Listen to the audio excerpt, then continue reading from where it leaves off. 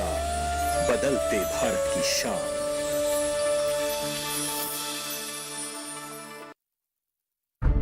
विपदा कोई भी हो, पर किसान है सुरक्षित। AIC है ना। भारत सरकार द्वारा स्थापित फसल बीमा विशेषज्ञ कंपनी।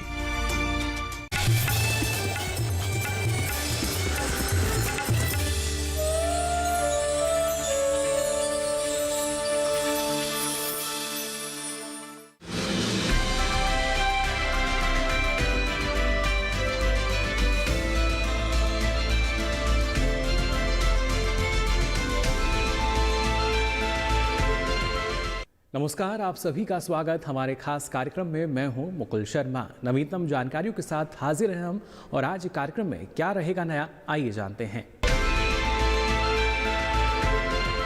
विज्ञान भवन में केंद्रीय एवं कृषि कल्याण मंत्री श्री नरेंद्र सिंह तोमर ने की किसान संगठनों के साथ बातचीत।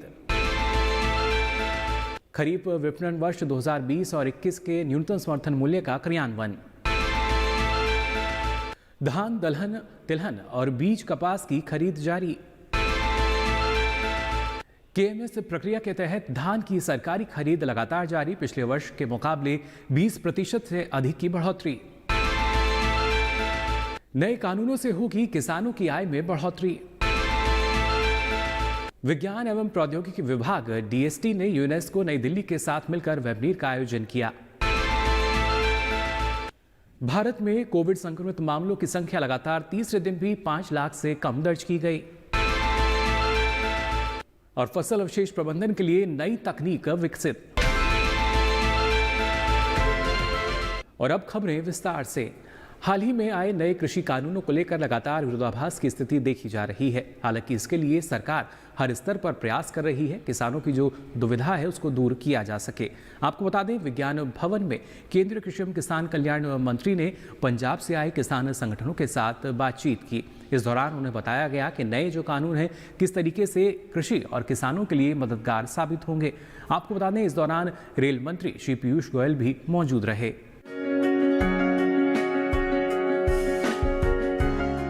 माननीय कृषि मंत्री श्री नरेंद्र सिंह तोमर, माननीय रेलवे मंत्री श्री पीयूष गोयल और वाणिज्य और उद्योग राज्य मंत्री श्री सोम प्रकाश ने 13 नवंबर 2020 को नई दिल्ली के विज्ञान भवन में पंजाब के किसान संगठनों के प्रतिनिधियों के साथ बातचीत की। शुरुआत में माननीय कृषि मंत्री ने पंजाब के किसान संगठनों के प्रतिनिधियों का हृदय से स्वागत किया।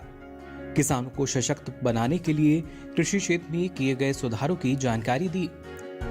पंजाब के किसानों की आज बैठक भारत सरकार ने आमंत्रित की थी।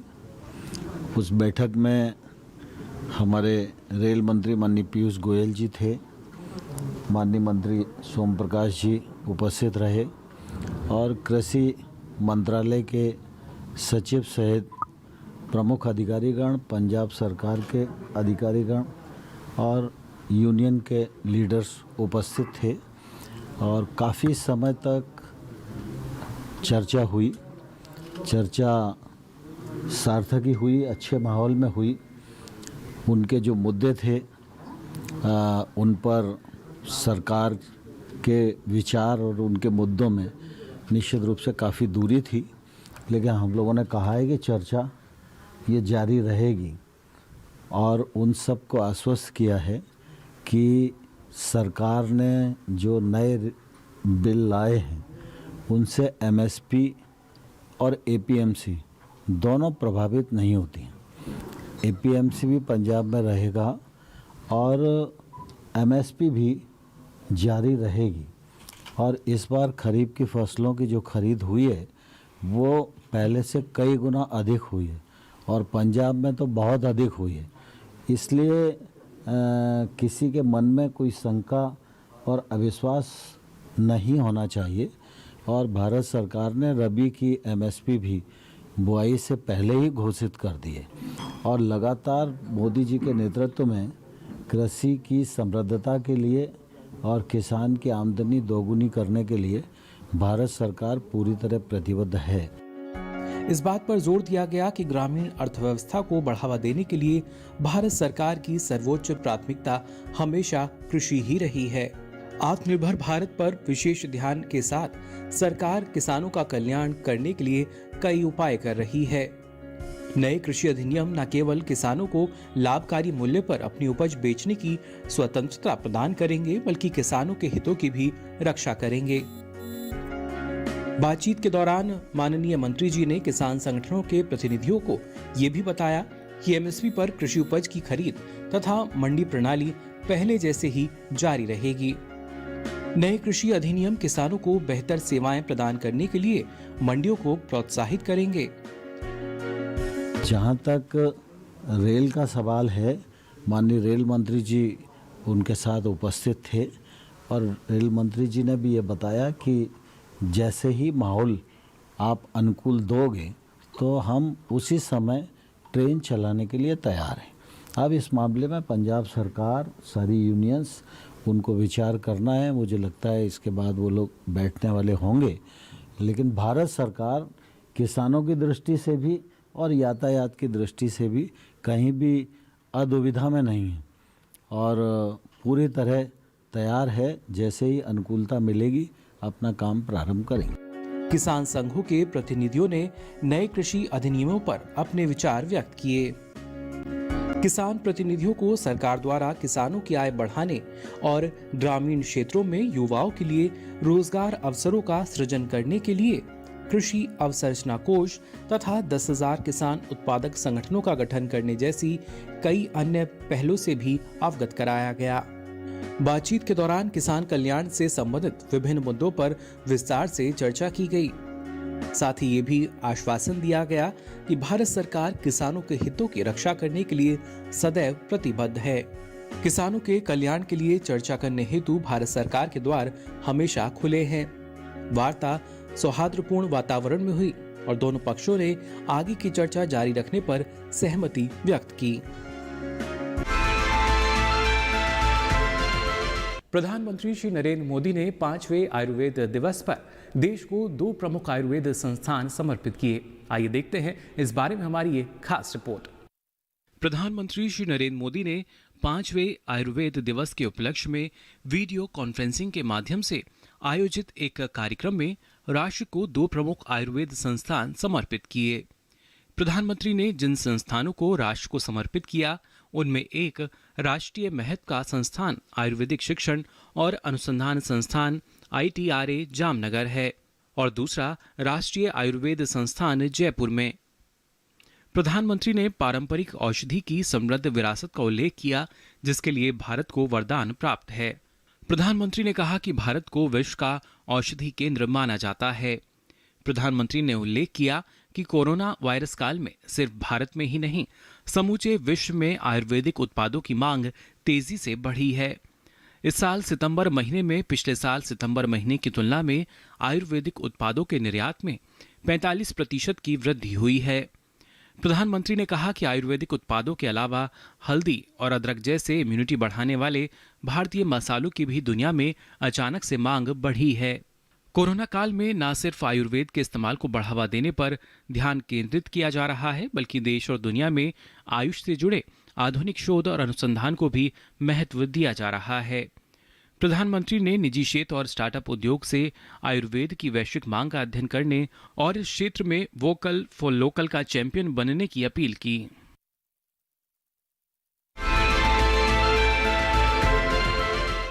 विश्व विज्ञान दिवस का आयोजन 10 नवंबर को हर साल किया जाता है। इस बार की थीम को लेकर भी विज्ञान एवं प्रौद्योगिकी विभाग DST ने नई दिल्ली स्थित यूनेस्को के साथ वेबिनार का आयोजन किया। क्या कुछ खास रहा इस दौरान, आइए देखते हैं इस रिपोर्ट में।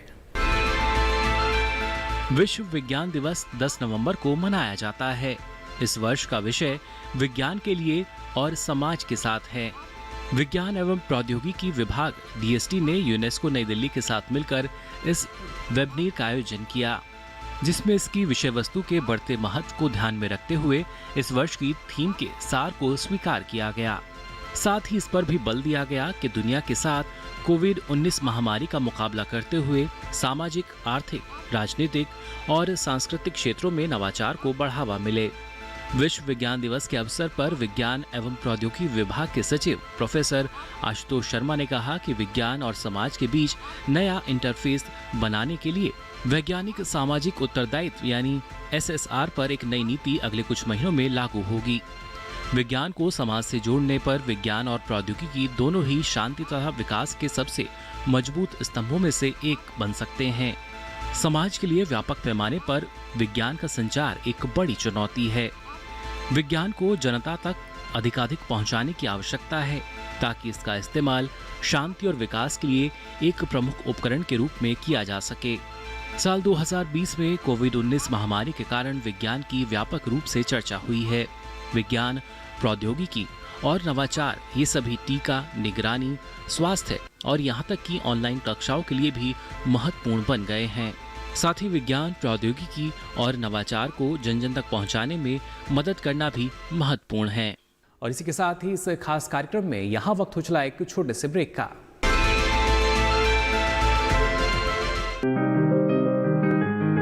बीमारियों से कैसे बचेगी फसल?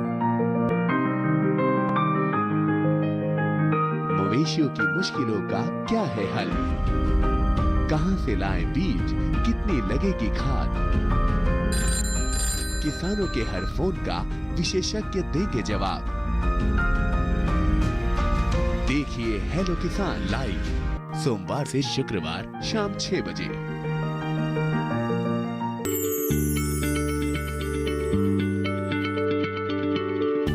क्या आप किसी बीमारी से परेशान हैं? चाहते हैं डॉक्टर की सलाह? तो हम हैं आपके साथ। बताएंगे आपको जीने की राह। समस्याएं आपकी, समाधान देश के मशहूर विशेषज्ञों के। घर बैठे बात करें देश के जाने माने डॉक्टरों से। हमारे लाइव प्रोग्राम स्वस्थ किसान में हर शनिवार शाम 6 बजे से 7 बजे तक।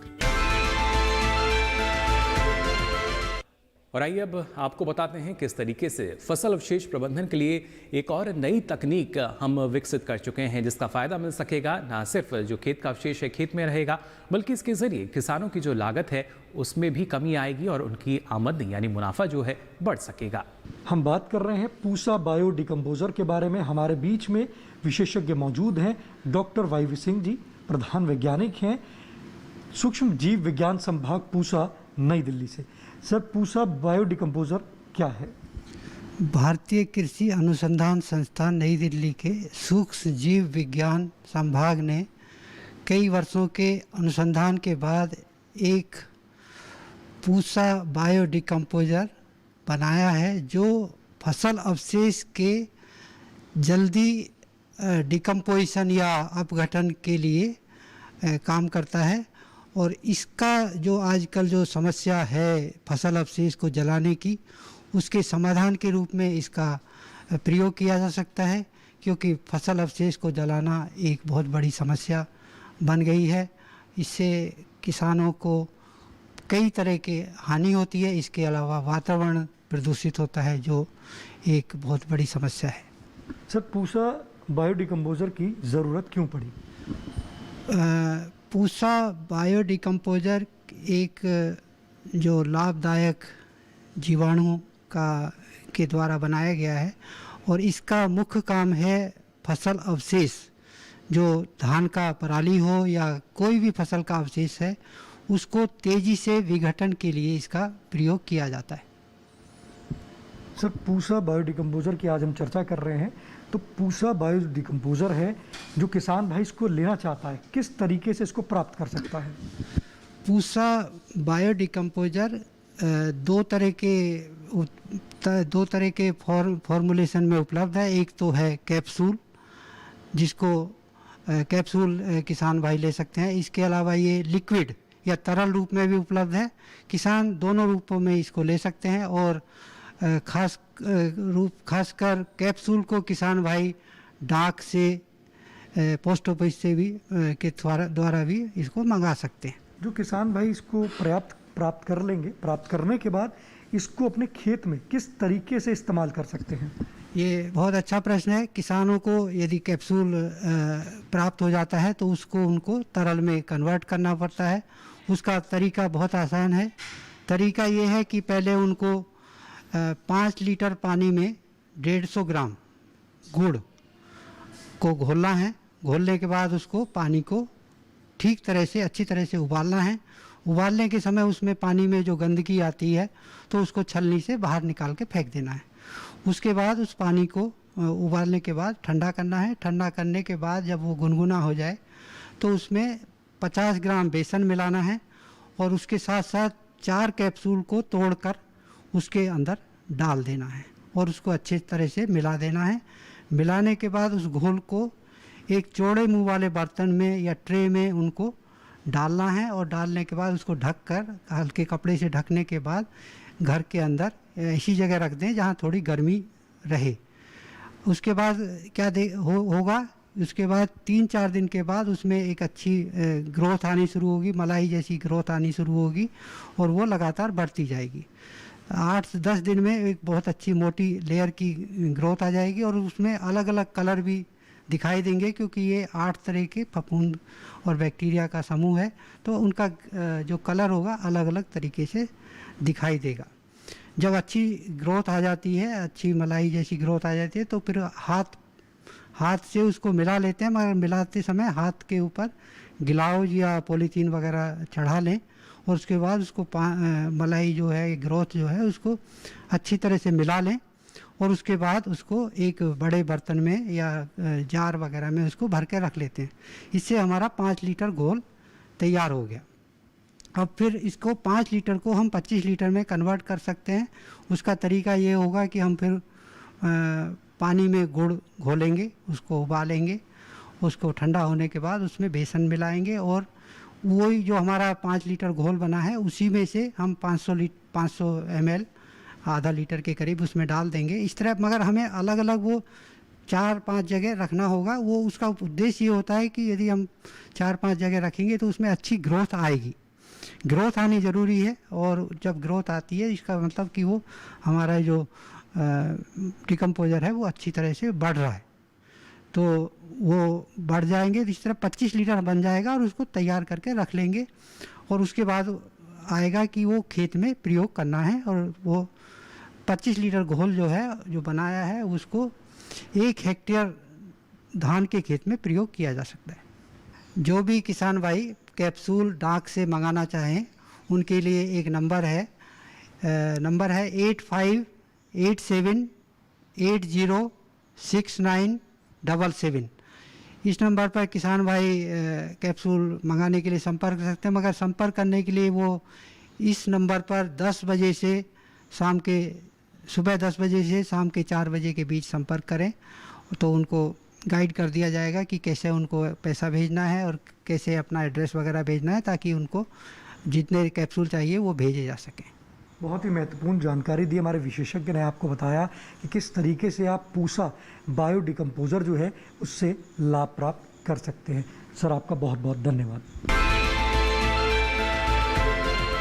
तो आज